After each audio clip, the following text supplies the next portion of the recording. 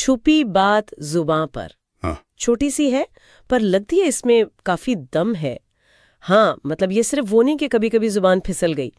स्रोत कहता है कि ये फिसलन नहीं, कई बार ये वो अंदर की दबी दी बात होती है ना, हाँ। जो बस बाहर आ जाती है। बिल्कुल। शुरुआती पंक्तियां यही हैं, कभी कभी जुबान फिसलती नहीं, भीतर जो दबी बात है बस बाहर आ जाती है।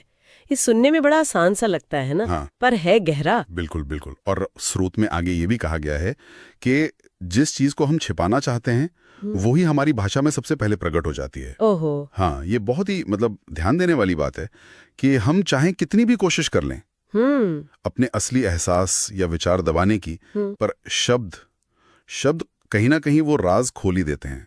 तो आप कह रहे हैं कि हमारी जुबान हमारे काबू से ज्यादा ताकतवर हो सकती है?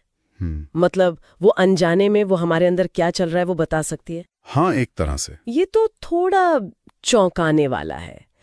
ऐसा क्यों होता होगा?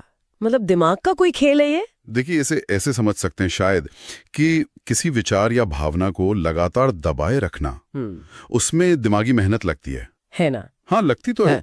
तो जब हम थके हों या हमारा ध्यान कहीं और हो या शायद हम बहुत कंफर्टेबल महसूस कर रहे हो, तो वो जो कंट्रोल है ना सचेत वाला, वो थोड़ा ढीला पड़ जाता है। अच्छा।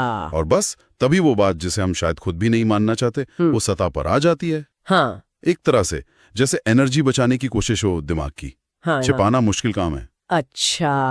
हाँ, ये बात कुछ समझ में आई कि ध्यान हटने पर या थकान में ऐसा हो सकता है।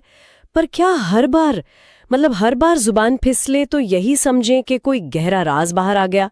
कभी कभी तो हम बस गलत शब्द बोल जाते हैं बिना किसी मतलब के। हाँ, ये बहुत जरूरी पॉइंट है। बिल्कुल, हर स्लिप ऑफ टंग को सीधे किसी दबी हुई सच्चाई का सबूत मान लेना वो थोड़ी जल्दबाजी होगी। भाषा तो जटिल चीज है और बोलते हुए गलतियां हो जाती हैं। थकान से, घबराहट से या बस ध्यान कहीं और होने से भी शब्द गड़बड़ा जाते हैं। सही बात है। स्रोत का इशारा शायद उन खास पलों की तरफ ज्यादा है जब वो निकली हुई बात वो बाकी जो हम कह रहे हैं या जैसा बर्ताव कर रहे हैं उससे एकदम अलग हो। अच्छा। हाँ।